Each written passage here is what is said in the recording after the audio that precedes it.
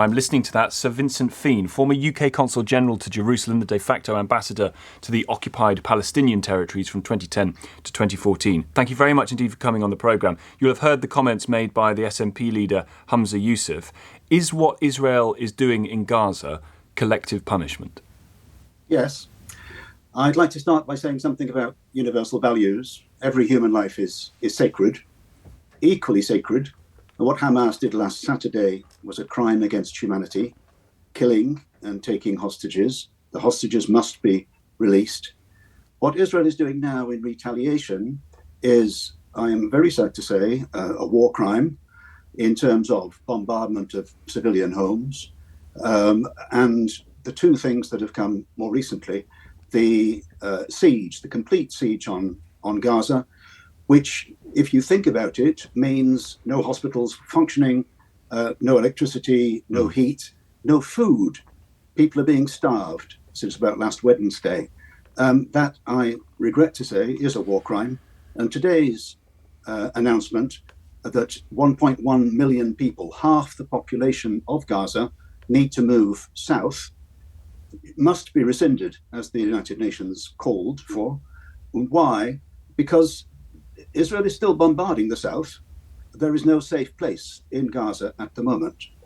Now, I'm not trying to equate these two events, Saturday and what's happening now.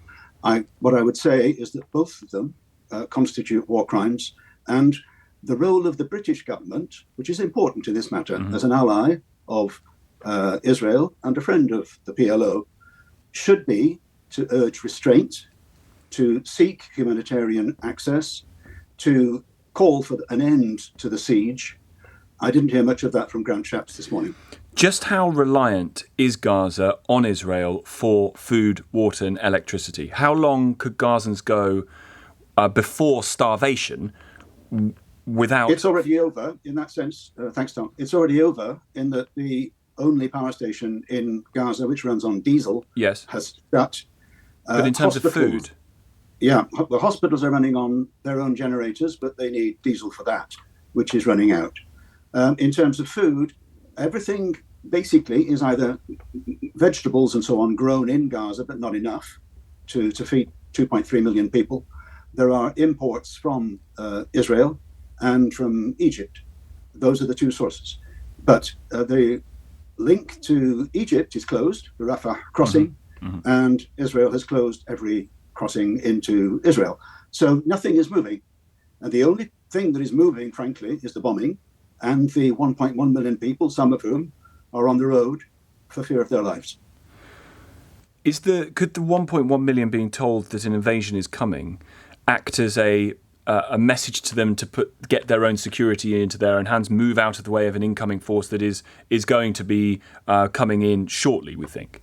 Is it not a preventative measure for their own security, as opposed to an indication of, as was suggested earlier on the programme, something close to genocide?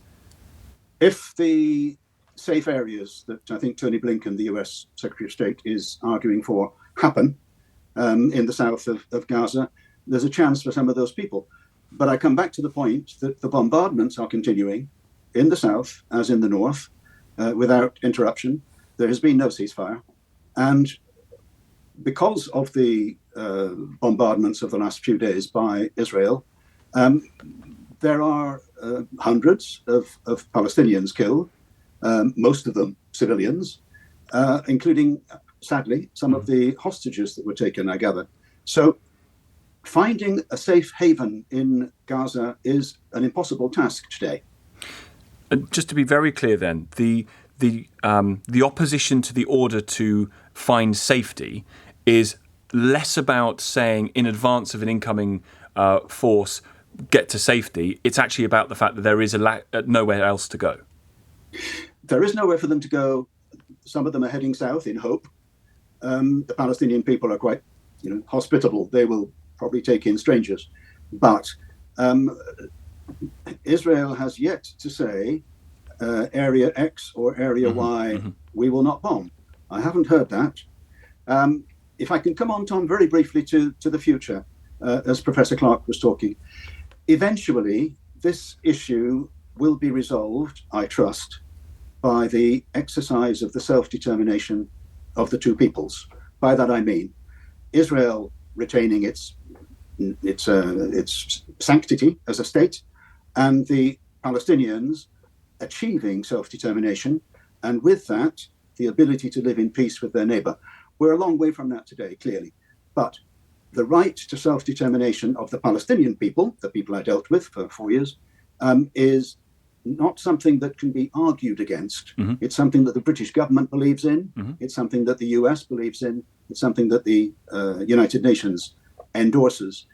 Getting there is going to be tough, but it is the only way to end up with a peaceful outcome where sacred life is retained and is sacred.